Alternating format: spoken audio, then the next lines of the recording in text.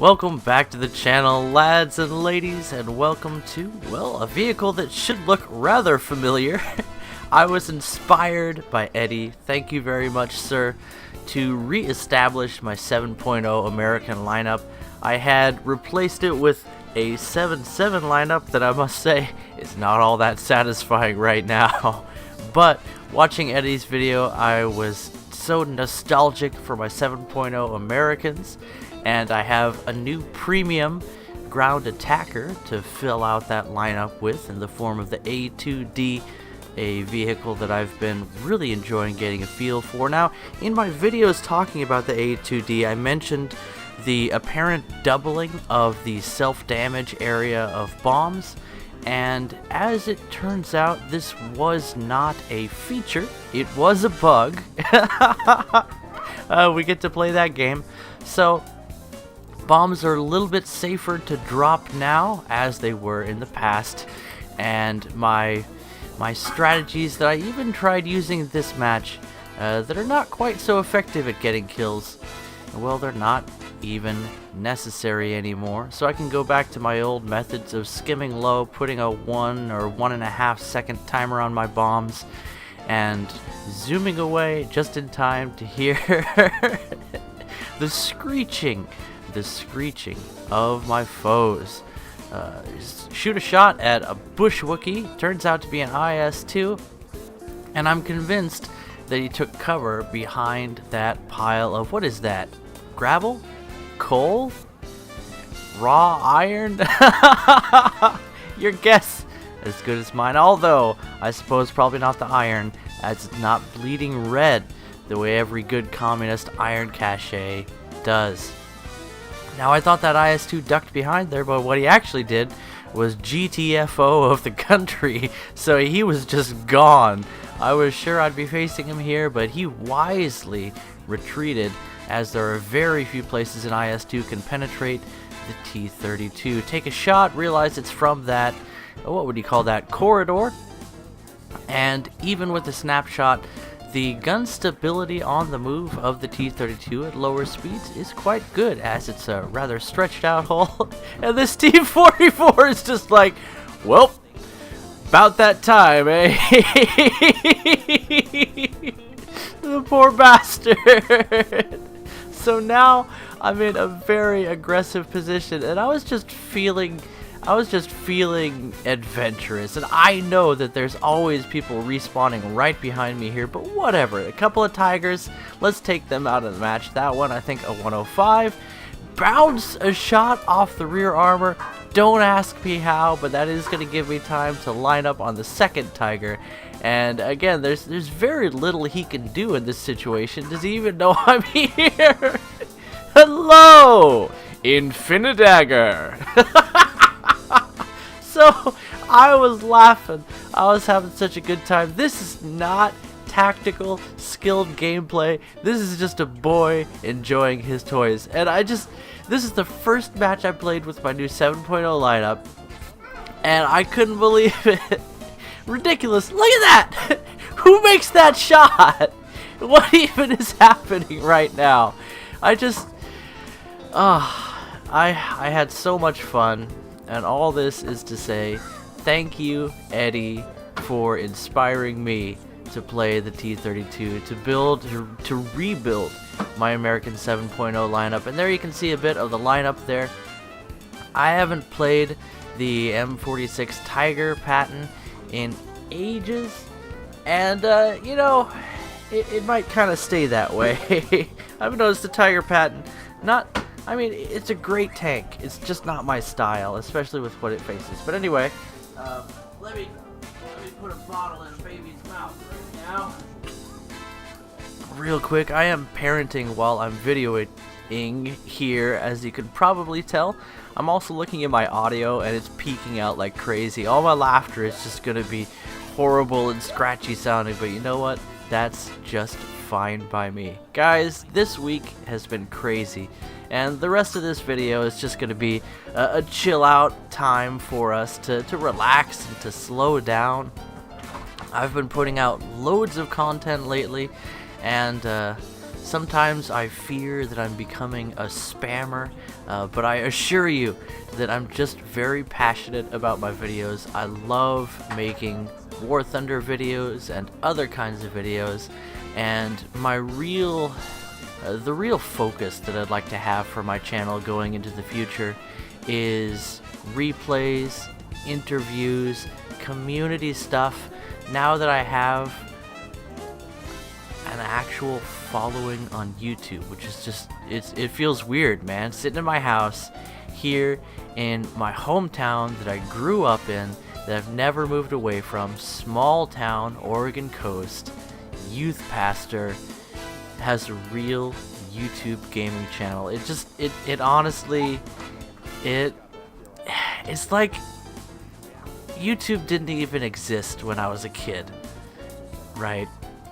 But as an adult, I never grew up. I'm 32 years old. Why does your age keep changing, Toshio? Because I'm a doofus, that's why. And I don't want to do the math down to 1987. September 6th, if you're wondering.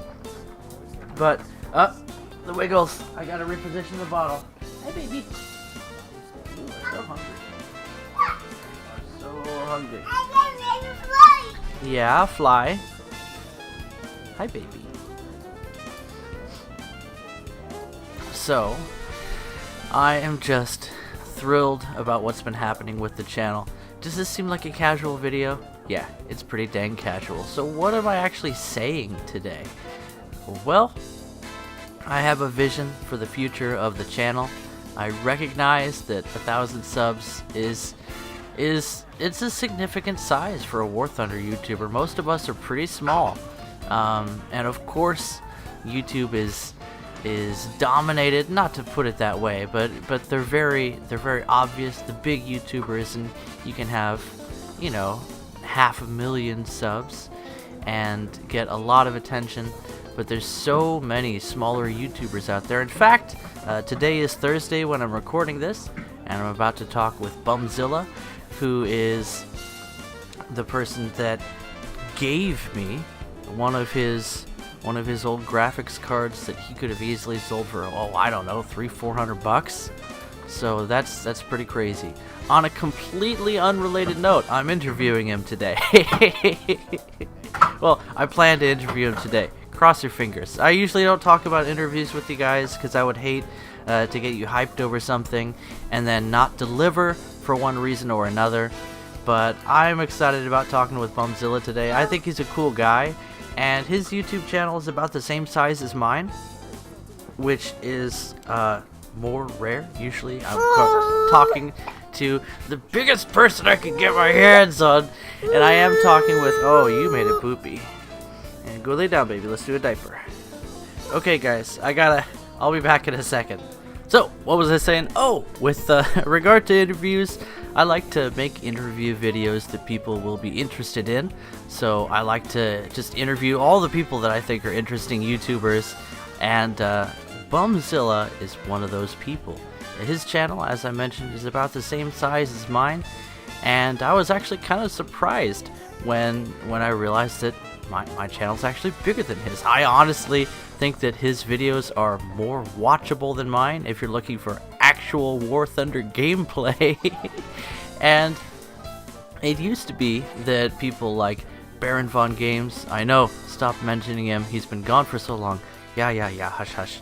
And Fly and Slick and all of the big War Thunder YouTubers used to make a lot of live gameplay videos, and that's not so much the case anymore. You tend to see with those bigger War Thunder YouTubers a more edited product, and that makes sense. And it'd be nice if the audio balancing Fly was a little bit more consistent.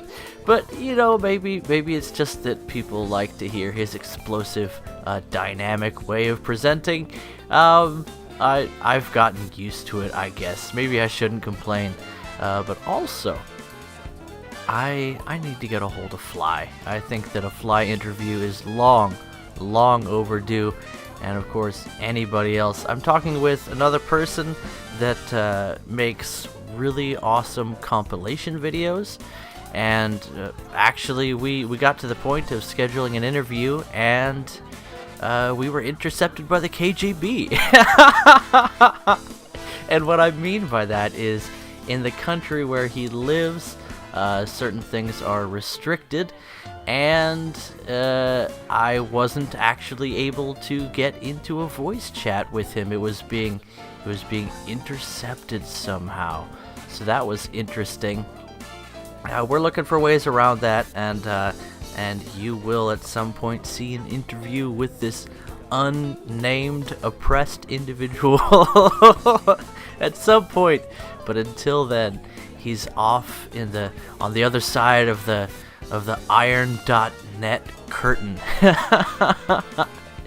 Anyway, I'm just really happy about my channel right now, and especially this community that's grown up around it. I love to see you kids interacting, even some of you older people, people around my age, even older. How old is Shadow? I think he's about my age. Anyway, I am just loving it. And once again, to wrap things up, thanks to Eddie for encouraging me just by his example of enjoying his 7.0 lineup to reconsider. And it looks like 7.0 is a fun battle rating again. It used to get up-tiered pretty badly, and I'm sure it does still see some up-tiers, but I can manage with that. And 7.7 isn't as fun as it used to be, so there's a new lineup in town. I'll have to keep playing this some more. Anyway guys, catch you in the next video. Bye-bye.